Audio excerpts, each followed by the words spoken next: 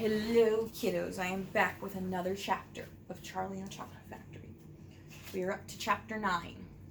Grandpa Joe takes a gamble.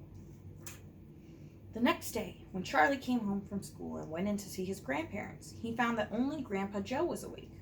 The other three were all snoring loudly. Shh, whispered Grandpa Joe. He beckoned Charlie to come closer. Charlie tiptoed over and stood beside the bed. The old man gave Charlie a sly grin, and he started rummaging under his pillow with one hand. And when the hand came out again, there was an ancient leather purse clutched in the fingers.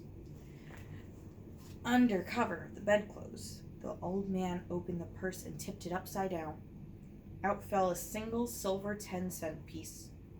"It's my secret hoard," he whispered. "The others don't know I've got it. And now, you and I are going to have one more fling at finding that last ticket. How about it, eh? But you'll have to help me." "Are you sure you want to spend your money on that, Grandpa?" Charlie whispered.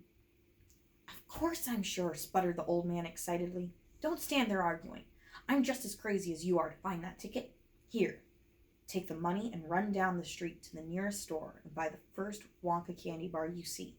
Bring it straight back to me, and we'll open it together." Charlie took the little silver coin, slipped it quickly out of the room. In 5 minutes he was back.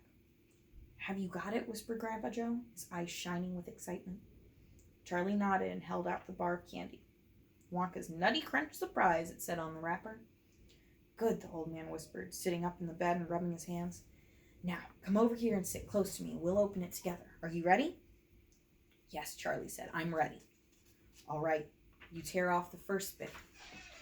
"No," Charlie said, "you paid for it. You do it all." The old man's fingers were trembling most terribly as they fumbled with the candy bar. "We don't have a hope, really," he whispered, giggling a bit. "You do not. We don't have a hope, do you? Don't you?" "Yes," Charlie said, "I know that." They looked at each other and both started giggling nervously. "Mind you," said Grandpa Joe, "there is just that tiny chance that it might be the one. Don't you agree?" "Yes," Charlie said, "of course." "Why don't you open up, Grandpa?" "All in good time, my boy, all in good time. Which end do you think I ought to open first?" "That corner, the one furthest from you. Just tear off a tiny bit, but not quite enough for us to see anything." "Like that?" said the old man. "Yes. Now a little bit more." "You finish it," said Grandpa Joe. "I'm too nervous." "No, Grandpa, you must do it yourself." "Very well then, here goes." He tore off the wrapper. They both stared at what lay underneath. It was a bar of candy, nothing more.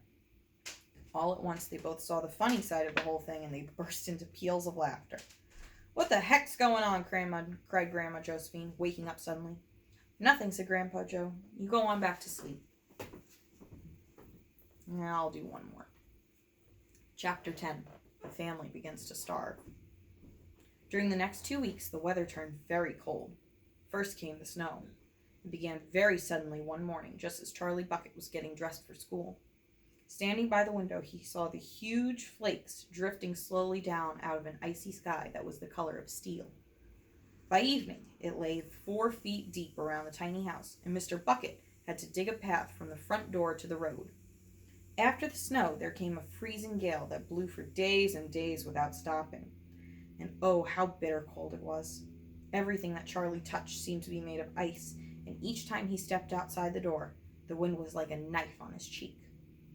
Inside the house, little jets of freezing air came rushing in through the sides of the windows and under the doors. There was no place to go to escape them. The 4 old ones lay silent and huddled in their bed, trying to keep the cold out of their bones. The excitement over the golden tickets had long since been forgotten. Nobody in the family gave a thought now to anything except the 2 vital problems of trying to keep warm and trying to get enough to eat. There is something about very cold weather that gives one an enormous appetite. Most of us find ourselves beginning to crave rich steaming stews and hot apple pies and all kinds of delicious warming dishes. And because we are all a great deal luckier than we realize, we usually get what we want, or near enough. But Charlie Bucket never got what he wanted because the family couldn't afford it. And as the cold weather went on and on, he became ravenously and desperately hungry. Both bars of candy, the birthday one and the one Grandpa Joe had bought, had long since been nibbled away, and all he got now were those thin, cabbagey meals 3 times a day. Then all at once, the meals became even thinner. The reason for this was that the toothpaste factory, the place where Mr. Bucket worked, suddenly went bust and had to close down. Quickly, Mr. Bucket tried to get another job, but he had no luck. In the end, the only way in which he managed to earn a few pennies was by shoveling snow in the streets. But it wasn't enough to even buy a quarter of the food that 7 people needed. The situation became desperate. Breakfast was a single slice of bread for each person now, and lunch was maybe half of a boiled potato. Slowly but surely, everyone in the house began to starve. And every day, little Charlie Bucket, trudging through the snow on his way to school, would have to pass Mr. Willy Wonka's giant chocolate factory. And every day as he came near to it, he would lift his small pointed nose high in the air and sniff that wonderful sweet smell of melting chocolate. Sometimes he would stand motionless outside the gates for several minutes on end, taking deep swallowing breaths as though he were trying to eat the smell of it.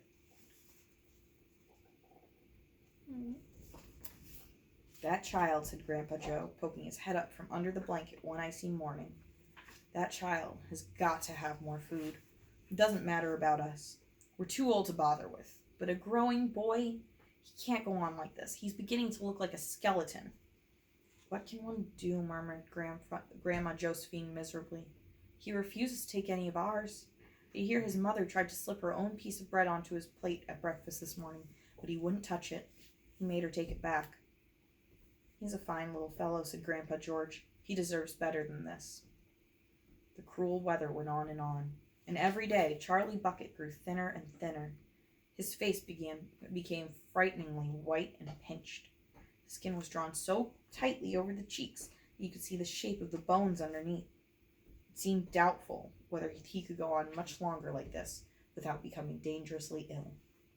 And now, very calmly, with that curious wisdom that seems to come so often to small children in times of hardship, he began to make little changes here and there in some of the things he did, so as to save his strength.